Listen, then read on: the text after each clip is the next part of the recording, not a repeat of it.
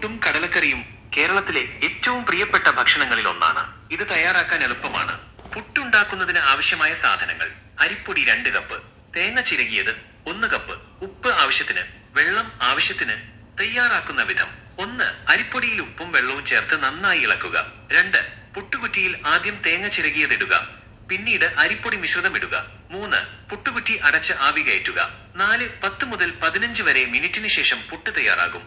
കടലക്കറി ഉണ്ടാക്കുന്നതിന് ആവശ്യമായ സാധനങ്ങൾ: കടല 1 കപ്പ്, സവാള 2 എണ്ണം, തക്കാളി 2 എണ്ണം, ഇഞ്ചി 1 കഷ്ണം, പച്ചമുളക് 2 എണ്ണം, കറിവേപ്പില 2 തണ്ട്, മഞ്ഞൾപ്പൊടി 1/2 ടീസ്പൂൺ, മുളകുപൊടി 1 ടീസ്പൂൺ, മല്ലിപ്പൊടി 1 ടീസ്പൂൺ, ഗരം മസാല 1/2 ടീസ്പൂൺ, വെളിച്ചെണ്ണ ആവശ്യത്തിന്, ഉപ്പ് ആവശ്യത്തിന്.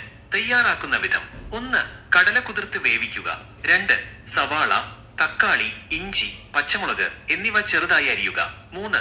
ഒരു പാനിൽ വെളിച്ചെണ്ണ ചൂടാക്കി സവാള വഴറ്റുക. 4. ഇഞ്ചി, പച്ചമുളക്, കറിവേപ്പില എന്നിവ ചേർത്ത് വഴറ്റുക. 5. തക്കാളി ചേർത്ത് വഴറ്റുക. 6.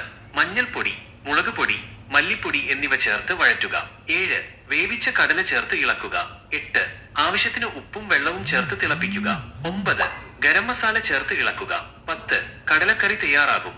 പുട്ടും കടലക്കറിയും ചൂടോടെ വിളമ്പുക.